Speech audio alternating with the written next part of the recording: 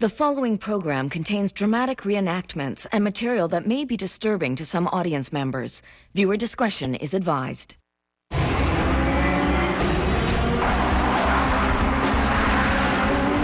Every job has its drawbacks. Imagine going to work with doctors standing by. And one day, you need them. Wreck picks up the lead. Oh, and Zanardi, oh, with a terrible crash. It was like a bomb had gone off. This is bad. This is bad. This is really bad.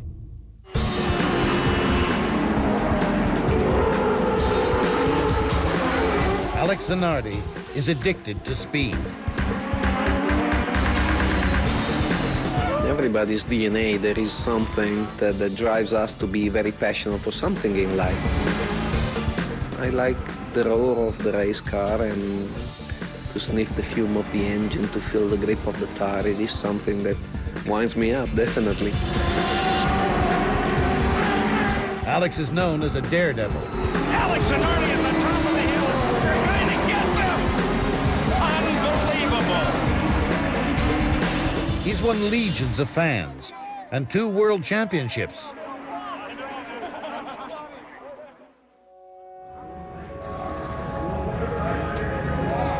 In 2001, Alex is having a poor season. In the 16th race of the year, he starts at the back of the field, 22nd out of 27. And look for a green flag.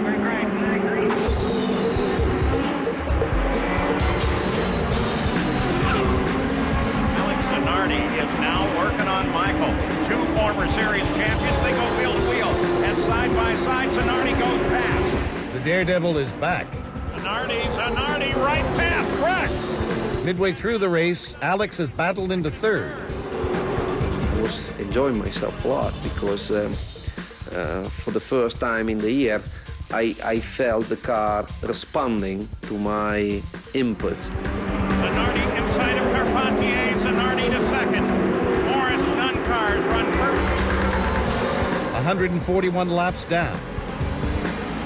With 13 to go, Alex leads. A final pit stop. The advantage I had prior to the pit stop is pure mathematics. I was gonna regain the lead and win the race. Chief mechanic waved me by and said, "Go, go, go." Gary, nice stop. It was 5.3 seconds on my clock.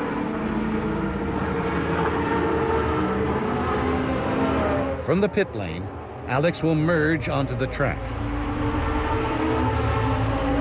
But he loses control and skids onto the circuit into harm's way.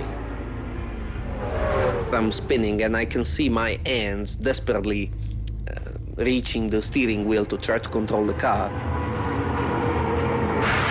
Zanardi, oh, with a terrible crash. The impact, nearly 200 miles an hour. Most devastating crash I've ever seen, without question. Rescuers arrive in 19 seconds.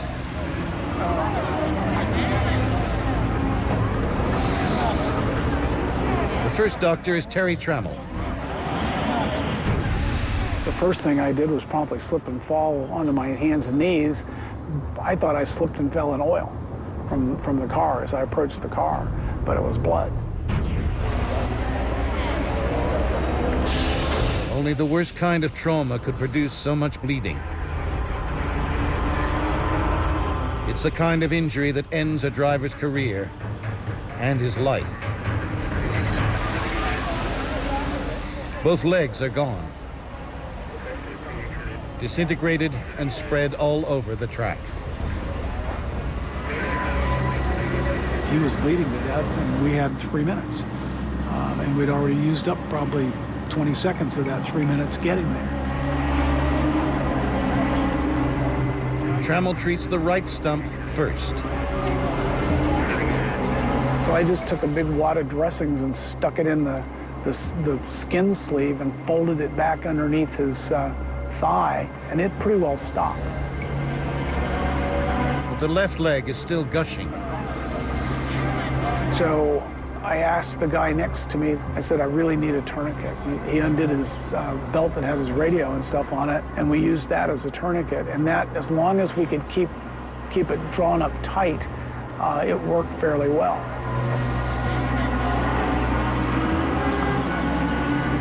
Paramedics ensure Alex's airway is clear and immobilize his neck. Now they can move him.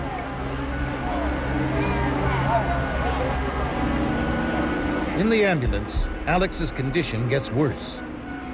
His blood pressure is faint, his oxygen level is low, and his heartbeat is dangerously erratic. I was shocked. His eyes, who were always blue and bright, sparkling, were gray and sunken. He looked like a dying man. Medics give Alex oxygen to breathe and a saline drip to increase his blood pressure. It buys Alex time, but what he needs most is blood. Without it, his heart, kidneys, and brain will start to die within the hour. The nearest trauma center that can treat this kind of emergency is 100 miles away. Alex begins the race of his life. When the helicopter left with Alex, I remember a sudden feeling of just total emptiness, as if the world had just stopped.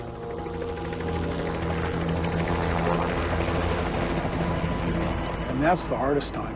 You've done everything you can do, and all you can do is sit and wait.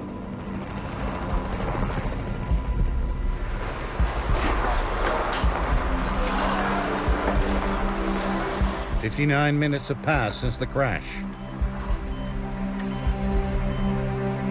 He's lost more than 3/4 of his blood. My heart was pumping nothing more than plasma and air, probably. I don't know what else. And when the emergency physician in Berlin told me that the helicopter had arrived and that Alex was in the operating room, big cheer went up, and we knew it was still a major battle, but at least he had arrived, and there was a chance now.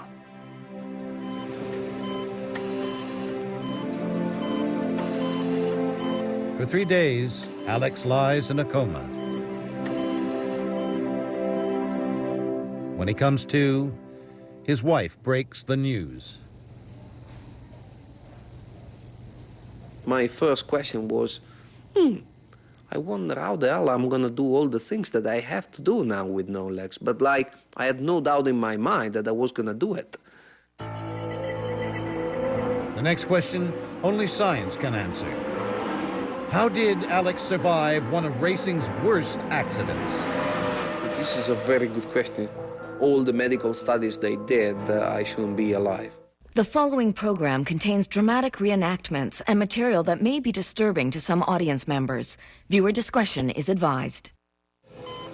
Alex Zanardi loses both legs in a horrific collision, but lives. For most drivers, a 200-mile-an-hour crash should be unsurvivable. Crash testing show impacts at that speed can exert a fatal force on the driver.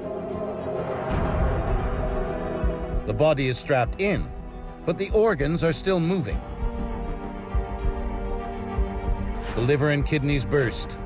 The heart rips from the aorta. The neck can snap, and the brain smashes against the skull. G-forces are a measure of the body's acceleration. Pilots can withstand 10 Gs before blacking out. The human body can survive about 45 Gs. Crashing into a wall at 200 miles per hour would exert more than 100 Gs. What saved Alex was the design of his car. To protect drivers, the nose cone is strengthened with layers of reinforced carbon fiber. Other areas are weaker. like the section of chassis for the legs. When Alex spins onto the track, he exposes the most vulnerable part of his car. At 200 miles an hour, the toughened nose cone slices through the chassis like a knife through warm butter. With so little resistance, the force of the impact is actually minimized. The first key to Alex's survival. The second, instant help. Within seconds, the safety team reduces the bleeding. Yet Alex has lost so much blood, his heartbeat is irregular. He could arrest at any moment. Doctors give him a weak solution of salt and water, with the same percentage of salt as human blood. The saline solution increases the volume of fluid in his bloodstream and helps transport vital red blood cells around his body. The solution stabilizes Alex's heart and buys precious time. The third key to his survival. The fourth, speed. 24 minutes after the accident, Alex is on his way to the hospital. The trip takes 35 minutes, within the narrow window of life. 7 times his heart stops, but each time paramedics restart it.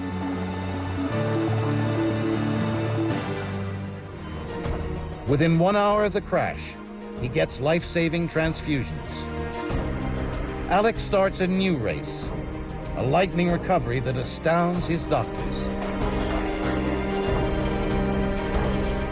After 6 weeks, he leaves hospital.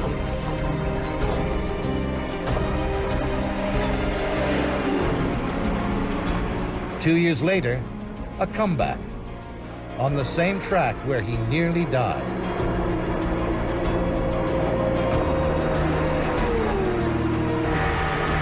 In a specially adapted car, he drives the 13 laps he never finished.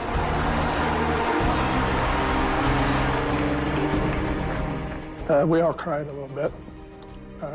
Alex was teary-eyed.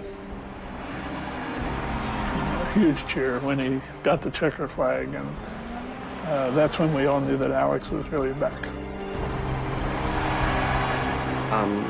The same strong guy that I was before, carrying my son over my shoulder, playing in the pool with him, kissing my wife in the night, and drive my race car to the best of my ability. Both Alex Zanardi and Ricky Barker are alive because help arrived in seconds. Imagine being trapped and lost for 8 days. I could feel my body just finally get thrown in the towel.